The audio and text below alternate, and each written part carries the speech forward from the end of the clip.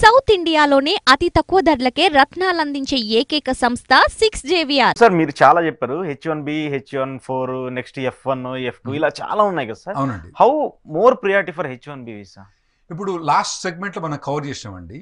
ఎన్ని వీసాలు అంటే A1, A2, A3, B1, B2, C1, C2, C3, D1, D2 అట్లా ఒక టీ వీసా దాకున్నాయండి. చాలా వీసాలు ఉన్నాయి. H1కి ఎందుకు ప్రయారిటీ అంటే H1 అన్నది ఇమ్మీడియట్గా మనం జాబ్ చేసుకోవచ్చు. అది ఇంపార్టెంట్ అండి, స్పెషల్లీ ఫర్ టెక్ సెక్టర్స్. ఇప్పుడు ఓ వీసా అని ఉంటుందండి. ఓ వీసా అంటే ఎక్స్ట్రాడినరీ ఎబిలిటీ. అంటే మనకి ఇప్పుడు ఫర్ ఎగ్జాంపుల్ ఒక లతా మంగేష్కర్ అనుకోండి, ఆ టైప్ వాళ్ళకు వాళ్ళు చేసుకోవచ్చు. అటువంటి అంటే లతా మంగేష్కర్ అవసరం లేదండి, కొద్దిగా ఫేమస్ వెరీ వెరీ ఫేమస్ అవన్నీ వాళ్ళు చేసుకోవచ్చు. కానీ H1B అనేది మన కంప్యూటర్ ప్రొఫెషనల్స్ వాళ్ళకు బాగా అడ్వాంటేజ్. పర్టికులర్గా మనం ఏంటంటే యాక్చువల్లీ లాస్ట్ సెగ్మెంట్లో మీరు చూడండి, ఈహా టీవీలో మేము చేసినాము. మీరు మిగతా H1, F1 కాక మిగతా అన్ని కవర్ చేసినాం. కాకపోతే H1 చాలా అడ్వాంటేజ్, జాబులు మంచి జాబులు అండి. ఇవాళ రేపు ఏంటంటే మన పోరగాళ్ళకి H1B జాబులు అక్కడ పోయిన తర్వాత శాలరీస్ ఎంత ఉన్నాయండి? తక్కువ 85 లక్షల కన్నా తక్కువ ఎవరికి శాలరీ లేవు. ఇక ఇద్దరు కనుక కపుల్స్ కనుక 3-4 ఇయర్స్ ఎక్స్పీరియన్స్ ఉంటే 300,000 అంటే 2.4 crores దాకా వాళ్ళు ఎవ్రీ ఇయర్ సంపాదిస్తున్నారు. అంత మంచి ఆపర్చునిటీస్ మనం ఎందుకు వదుకోవాలి? అందుకోసమే మన దగ్గర 60% ఆఫ్ ద H1Bs మనమే తీసుకుంటాం. అందులో చాలా పర్సెంట్ మన తెలుగు వాళ్ళు తీసుకుంటున్నారు. ఓకే. ఇప్పుడు ఈ వర్క్ పర్మిట్ గురించి చాలా మంది చేస్తూ ఉంటారు. కొంతమంది స్టూడెంట్స్ చదువుకోవాలని అక్కడికి వెళ్తారు, బట్ వాళ్ళు ఎడ్యుకేషన్ పక్కన పెట్టేసేసి వాళ్ళు ఎర్నింగ్ కోసమే ఎక్కువ ప్రియారిటీ చూపిస్తూ ఉంటారు. సో అలాంటి స్టూడెంట్స్ ఒక 2 years 3 years తర్వాత మళ్ళీ వాళ్ళు ఎగ్జామ్స్ లో ఫెయిల్ అయ్యి మళ్ళీ దాన్ని సప్లీస్ కట్టుకుంటూ దాన్ని ఎక్స్టెండ్ చేసుకుంటూ వస్తారు. సో కొంతమంది అలాంటి మిస్టేక్స్ చేస్తుంటారు, ఆ తర్వాత వాళ్ళకి వీసా ప్రాబ్లమ్స్ వస్తూ ఉంటాయి. అవునండి. సో అలాంటి ఏంటంటారు? చాలా చూస్తామండి ఇటువంటి వాళ్ళందరికి చాలా ప్రాబ్లం అయింది. ఇప్పుడు నేను చెప్పేది ఏంటంటే నార్మల్గా ఇక్కడి నుంచి ఇండియాకు పోయినప్పుడు స్టూడెంట్ వీసా పోయినప్పుడు సక్సెస్ రేట్ ఎంత ఉందని చూసుకోండి. 95% సక్సెస్ రేట్ ఉంది. అయితే ఇప్పుడు దాదాపుగా అండి ఒక ఇద్దరు కపుల్, ఒక వైఫ్ అండ్ హస్బెండ్ పనిచేసే వాళ్ళు ఇప్పుడైతే మన ఇండియన్స్, మన తెలుగు వాళ్ళు వైఫ్ అండ్ హస్బెండ్ పనిచేస్తే 2 కోట్ల కన్నా తక్కువ ఎవరు సంపాదించలేరండి. ఇయర్లీ 2 కోట్ల కన్నా తక్కువ ఎవరు సంపాదించలేరు. మీరు స్టూడెంట్ వీసా మీద పోయి రెస్టారెంట్లో కానీ గ్యాస్ స్టేషన్లో కానీ పని చేయకండి, అది ఇల్లీగల్ యాక్టివిటీ. ఒకవేళ మీకు అవసరం అంటే మీ తండ్రితో ఉన్న ఎకరం అమ్మేయండి, ఉన్న ఇల్లు అమ్మేయండి, బంగారం అని అమ్మేయండి. కానీ మీరు focus on the study, focus on the training, అది మీకు మంచిది. ఎందుకంటే అందరూ బాగుపడుతున్నప్పుడు మీ ఛాన్స్ కూడా బాగుంది కదా. సో అది ఫోకస్ చేయండి. మీరు కాలేజ్ అప్పుడు ఎడ్యుకేషన్ మీద ఫోకస్ చేసి కాలేజ్ అయిపోయిన తర్వాత మీకు 3 years వర్క్ పర్మిట్ ఇస్తారు. ఏది ఇంజనీరింగ్ కానీ సాఫ్ట్వేర్ కానీ వీళ్ళందరికీ ఏంటంటే 3 years H1B కాక OPT అని ఒక 1 year ఉంటుంది. ఆ తర్వాత స్టెమ్ ఎక్స్టెన్షన్ అని ఒక 2 years ఉంటుంది. ఈ 3 years వర్క్ పర్మిట్ ఉంటుంది. మన పోరగాళ్ళు కట్టే ట్యూషన్ కానీ వాళ్ళు ఉండే ఖర్చులు కానీ వాళ్ళు 6 నెలలు సంపాదించేస్తారండి. మిగతా 2.5 ఏళ్ళు వాడు ఇంకా ఎక్స్ట్రా మిగిల్చుకుంటాడు. అంత ఈజీగా సంపాదిస్తాను వీళ్ళు ఐటీ వాళ్ళు.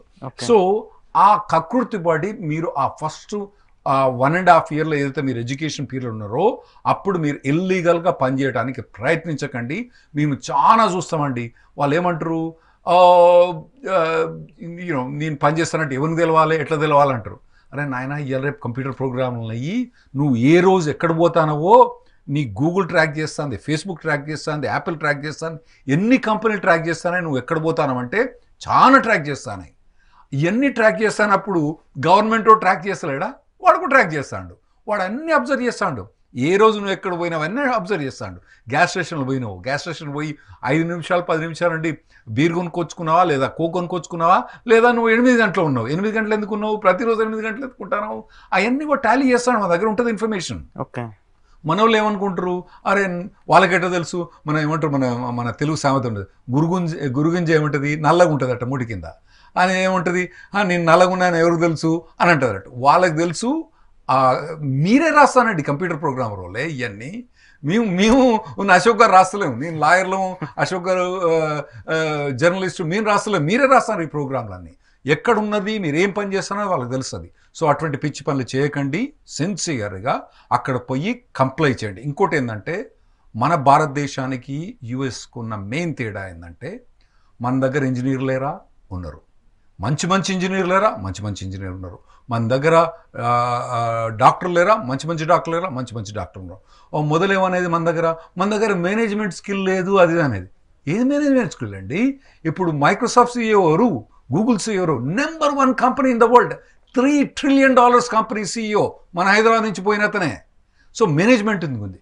అక్కడికి ఇక్కడికి డిఫరెన్స్ ఒకటండి. Rule of the law is the difference between India and USA. మీరు అది మర్చిపోకండి. ఆ రూల్ ఆఫ్ ద లా ఏదైతే మీరు ఎప్పుడైతే రూల్ ప్రకారం ఫాలో అవుతారో you will be respected very good, you will be honoured very good. దాన్ని మీరు వయలేట్ చేయడానికి మాత్రం ప్రయత్నించకండి. అందుకోసమే మనం ఇక్కడి నుంచి మైగ్రేట్ అయిపోతాము. ఇండియా నుంచి మైగ్రేట్ అయ్యి US పోయేది ఏంటంటే ఒకటే, రూల్ ఆఫ్ ద లా అక్కడ బాగా స్ట్రిక్ట్గా ఫాలో అవుతాము, ఇక్కడ ఇండియాలో ఫాలో కాము.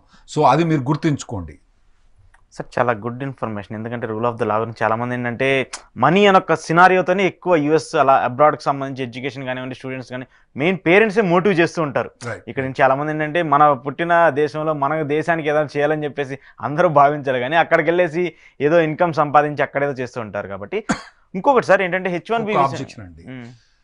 మేము NRIలో దేశం బాగుపరచలేము అని మాత్రం మీరు తప్పుడు ఉద్దేశం. I have to disagree with you on that. Okay. ప్రతి ఏడాది NRIs remittances $100 billion every year NRIs remit to India. అది past 3-4 years record every year పెరుగుతుందండి. ఇవన్నీ మీ NRIs కంట్రిబ్యూట్ చేసేదే. మేము అక్కడ పొయ్యి కూడా ఇక్కడ కంట్రిబ్యూట్ చేస్తాను. ఓకే. సో దేశానికి కొంత యూసేజ్ ఉంటుంది. ఇప్పుడు యావరేజ్గా ఇక్కడ ఉండి ఒక మనిషి దేశానికి ఎంత ట్యాక్స్ కాంట్రిబ్యూట్ చేస్తాడో, ఎంత దేశానికి కాంట్రిబ్యూట్ చేస్తామో, మేము NRIలు అందరం ఒక్కొక్కరు 7-8-10 మందితో సామంగా మేము సాయం చేస్తాను ఈ దేశానికి. ట్యాక్స్ కూడా కడతాను, ఇక్కడ ఇన్వెస్ట్మెంట్ కూడా చేస్తాను, అన్ని చేస్తాను. $100 billion అండి.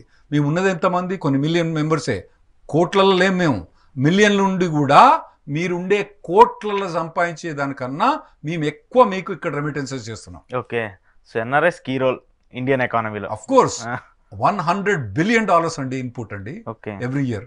గ్రేట్. సో ఇప్పుడు ఏంటంటే సార్, ఇండియన్కి సంబంధించి ఏదైతే లాక్డౌన్ వచ్చిన తర్వాత మెయిన్గా టెక్కి సంబంధించి కంపెనీలు ఏంటంటే ఇండియాలో 2 jobs 3 jobs చేస్తూ ఉంటారు. ఇక్కడ కొన్ని కంపెనీస్ దాన్ని తప్పు పట్టేసి కూడా అది కరెక్ట్ కాదని చెప్పాయి. సో USలో అలాంటి పాసిబిలిటీస్ ఉంటాయా సార్?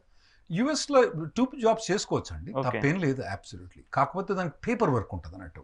అయితే ఇప్పుడు నార్మల్గా ఇప్పుడు H1B ఉన్నదనుకోండి. H1B ఏంది? ఒక కంపెనీకే పని చేసుకోవాలి, ఇంకో కంపెనీకి పని చేయరాదు. అయితే ఏం చేసుకోవచ్చు అంటే 2 కంపెనీలకు కూడా H1B ఫైల్ చేసుకోవచ్చు. మీరు ఒక యాపిల్ కంపెనీ నుంచి H1B ఫైల్ చేసుకుని యాపిల్ కంపెనీకి ఫైల్ చేసుకుంటారు. వేరే ABC కన్సల్టింగ్ కంపెనీకి పని చేసుకోవచ్చు అంటే పని చేసుకోవచ్చు. కాంకరెంట్లీ ఫైల్డ్ H1Bs ఉన్నాయి. అయితే దాన్ని ఫైల్ చేసుకోవచ్చు. మన ఇండియన్స్ ఇప్పుడు దాదాపుగా 30% of the members concurrent file చేసి జాబ్ చేస్తున్నారు. తప్పేమి లేదు అక్కడ. ఇక్కడ ఏమైనా తప్పు ఉండొచ్చు కానీ అక్కడ తప్పేం లేదు. కాకపోతే వాళ్ళు H1B ఫైల్ చేసుకోవాలన్నట్టు. కాంకరెంట్లీ అంటే దాని పర్టికులర్ కాలం ఉంది. ఏది? నువ్వు ఆ కంపెనీకి పని చేసుకుంటూ ఈ కంపెనీకి పని చేయడానికి దాన్ని కాంకరెంట్ H1B అంటారు. ఆ H1Bలో క్రియల కాలం ఉంది, చేసుకోవచ్చు. మన వాళ్ళు చేసుకుంటారు, తప్పేం లేదు, ఇల్లీగల్ ఏం కాదు. సో ఫైనల్గా H1B ఫస్ట్ టైం అప్లై చేసే వాళ్ళకి మీరు ఏం చెప్తారు సార్? ఫస్ట్ ఏంటంటే ఇప్పుడు మీకు లాటరీ అనేది ఇంపార్టెంట్. March 6th నుంచి March 22nd మటుకు ఇప్పుడు మీరు అప్లై చేసుకోవాలండి. ఇది కనుక డెడ్ లైన్ మీరు మిస్ అయిపోతే మళ్ళీ నెక్స్ట్ ఇయర్ దాకా వెయిట్ చేయాలి. ఇంకోటి ఏంటంటే మీకు వచ్చే జాబు అన్నది October 1st నుంచి ఉంటుంది. October 1st కన్నా ముందు పోరాదు. అది ఒకటి మెయిన్ ఇంపార్టెంట్ అండి. సో ఇన్ ఫ్యూచర్ H1B వీసాలకు సంబంధించి పాసిబిలిటీస్ ఎలా ఉంటాయి? ఏమైనా చేంజెస్ రాబోతున్నాయా? సో దానికి అప్లికేషన్స్ ఎలా ప్రాసెస్ చేయాలి? ఇప్పుడు April 1st నుంచే మొత్తం చేంజెస్ అవుతాయండి. ఇప్పుడు ఏమైందంటే అమెరికన్స్ బాగా తెలుసుకున్నారు, ఈ ఇండియన్స్ బాగా సంపాదించేస్తాండ్రు, వీళ్ళ ఇన్కమ్స్ ఎక్కువ ఉన్నాయి, మనకు ఫైలింగ్ ఫీజు ఉంటుంది. ఎంత ఫైలింగ్ ఫీజు అంటే చెప్పాలంటే విపరీతం అండి.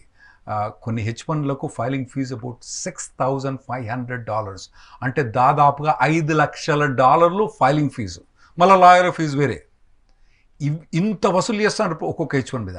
మళ్ళీ ఇప్పుడు కొత్తగా ఏం చేసిండ్రు, April 1st నుంచి అన్ని ఫీజులు పెంచి ఇంకో ఫీజు పెట్టింది మనకు, పొలిటికల్ అసైలం ఫీజు అని పెట్టిండ్రు. ఓరి నీ అంకమ్మ, ఇది ఎక్కడరా బాధ? వాడెక్కడనో క్యూబాల వాడు డెమోక్రసీని అనగదొప్పితే మనం పే చేయాలన్నట. అది ఈ ఏప్రిల్ నుంచి దాదాపుగా అదొక $800 ఎక్స్ట్రా. ప్రతి ఒక్క మన ఇండియన్ నుంచి అంటే మన ఇండియన్సే కదా ఎక్కువ H1B ఉండేది.